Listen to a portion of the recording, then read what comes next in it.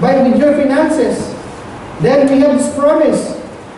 Okay, we have an explicit or precise promise, doing greater things in Jesus' name. Magagawa po natin ito in Jesus' name. Sa pangalan pa ng Panginoon. And we have this purpose so that the Son may bring glory to our Father. So, there's an explosive power sa Him. There is an urgency to go for an extra mile.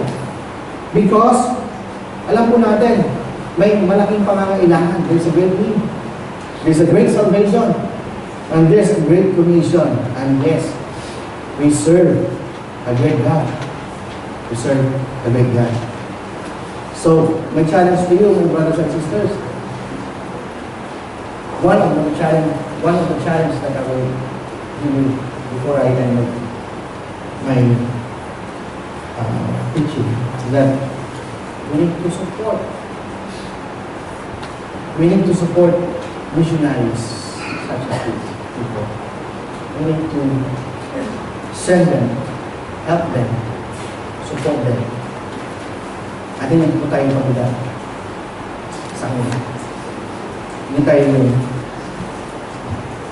karga-karga po nila. We are privileged having such missionaries na tumutulong po sila sa atin. Access pa yun. Pero hindi yung talaga kaya mission. Pero tumutulungan po ang nila ang church natin.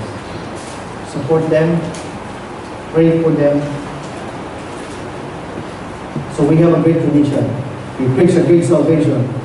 We face a great need. And we serve a great God. So if God needs some to go to the extra mile, I tell you, it's an awesome. It's a good thing. To God be the glory.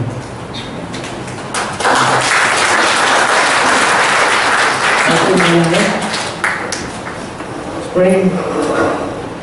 Lord in Heavenly Father, we thank you this afternoon, Lord. Thank you for giving us this focus, Lord God, or refocusing us, Lord God, helping us to refocus on the main goal that we have to do, Lord God, as a church, as an individual, Lord God, the great commission, Lord God, and for us. Lord, thank you for we can change our Panginoon, mabago po namin ang pananaw po namin sa mga anak mo na ginagamit mo para sa mga misyon, Lord God. Na mag-cross ay tulungan ko sila, supportahan ko sila, panalangin ko sila, Lord God. At ang church nito ay magkaroon ng burden, Lord God, para Panginoon, maabot ang mga tao hindi pa po makilala sa iyo, Lord God.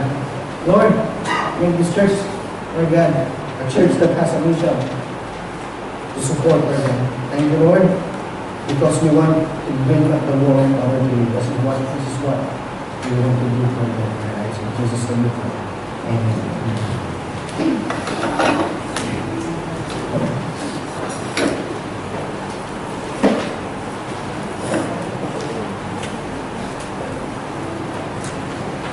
Let us all stand up para po sa ating response song.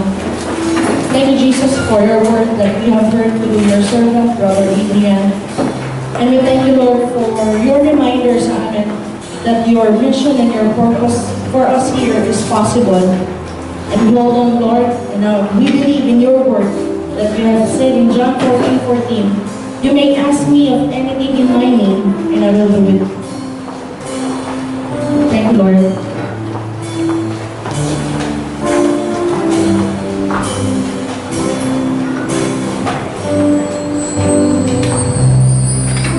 Singalan mo kami nagsama-sama,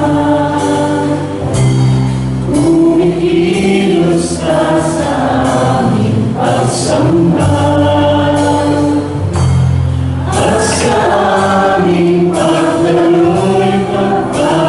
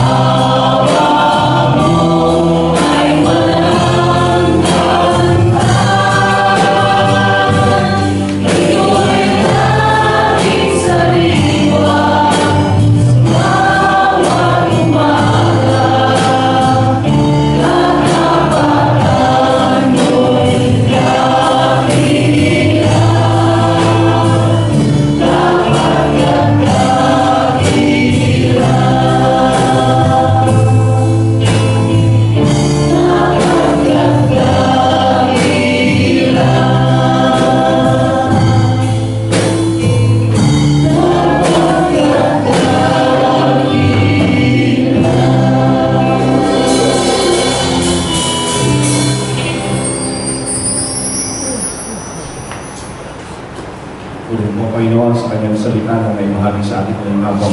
At ino-follow ko lang po yung in-announce ni Brother Ray. Ang design po ng simbahan dito ay matulungan ang bawat isa para lumago tayo sa ating pananampalataya. At yung announcement po niya, wala siyang lugar na pwede tayong pagalitan.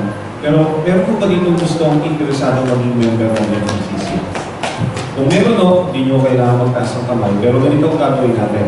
Sa fellowship po ngayon, pagkatapos po na ating service, I want you to approach him and magkaano tayo. And if there's enough people na interesado maging nais palaman yung pagiging miyembro, maging bahagi ng katawan ito at pinaging sa akin, then we will find a place.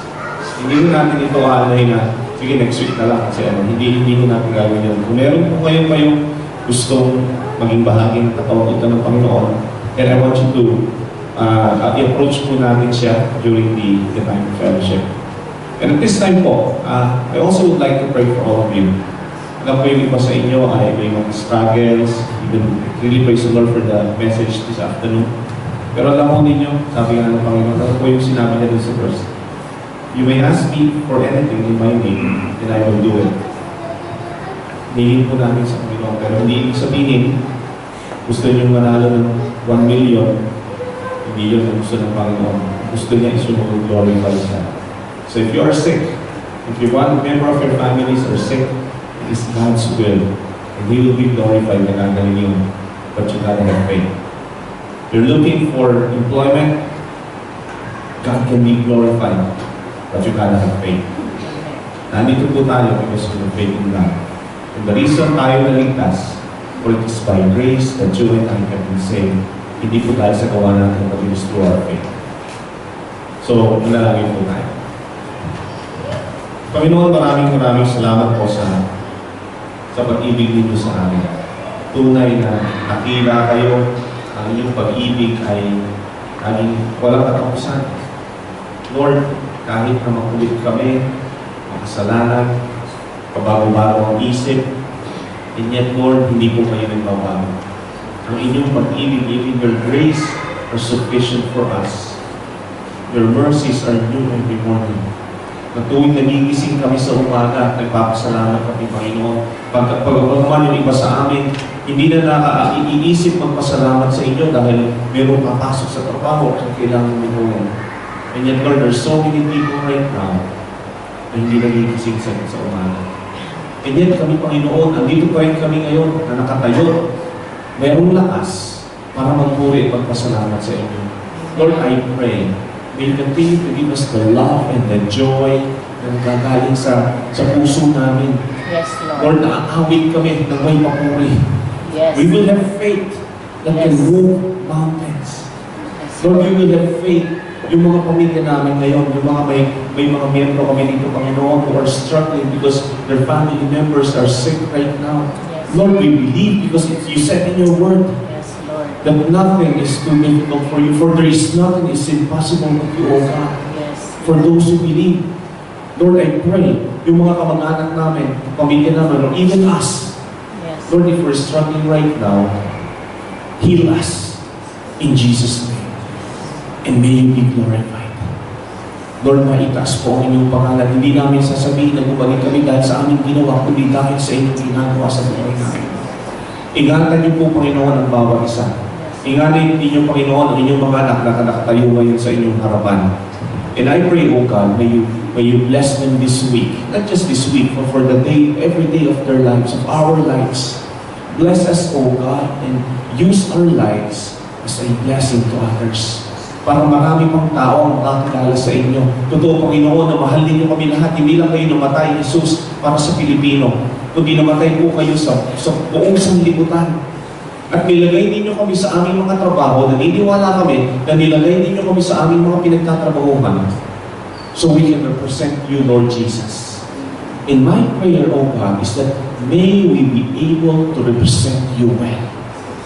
In our words, the way we deal with people, the way we act, the way we handle our lives. May people see Jesus in us. Yes, And Lord. may ultimately you get all the glory, all the honor, and all the praise. For you have said in your word, O God, for we are your God's workmanship, created in Christ Jesus to do good works, which you prepared for us in advance.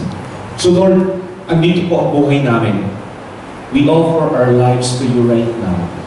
And my prayer, Lord, is that truly gamitin niyo po ang buhay namin for your glory and for your honor. Maraming salamat, Panginoon. I even remember to pray for our sister Marjorie who's traveling on Sunday. Lord, salamat ulit sa protection na binigay niyo sa kanya na makarating dito. Madalaw ang kanyang asawa at ang kanyang anak. Sa kanyang pagbabiyahe, Panginoon, ingatan niyo po siya. Continue to use her life. Continue to bless her. Guide her hands even sa trabaho na binigay niyo sa kanya. And I pray that Jesus will be glorified, Lord, sa lahat ng gagawin niya. Sa mga kapatiran namin dito na nakabalik galing sa kanilang mga baksyon, mga kapatiran namin na hindi naka-attend dahil sa Ramadan, salamat Panginoon, na kahit hindi sila nakadalo, iningatan ninyo sila at ngayon ibinalik ninyo sila dito sa aming sa simbahan ito. Lord, I pray, bless each one of us, bless this church, and use this church as a light to this community so that many more people will come to know you. Maraming salamat, Panginoon, sa inyong pag-ibig sa amin at sa buhay na binibigay ninyo sa amin. Sa Kanya na makagagawa ng higit pa kaysa maaari nating hilingin at isipin sa pamamagitan ng Kanyang kapangyarihan na naghahari sa amin. Sa Kanya ang kababatian sa pamamagitan ng Iglesia at ni Kristo Jesus magpakilanman. Ang natin magsabi. Amen.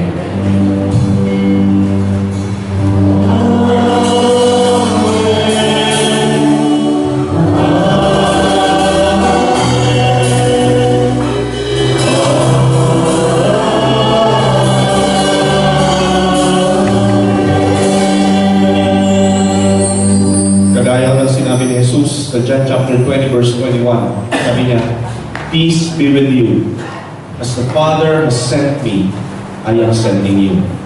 God is sending us to the world. Mga kapatid, God is with you. So wherever you go, whatever you do, remember this, God is with you.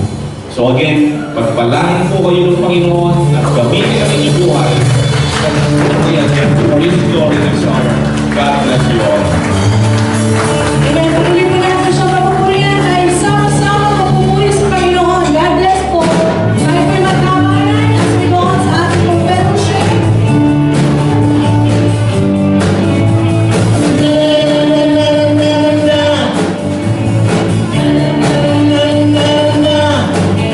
Sama-sama magpupuri sa'yo. Sama-sama magpupuri sa'yo.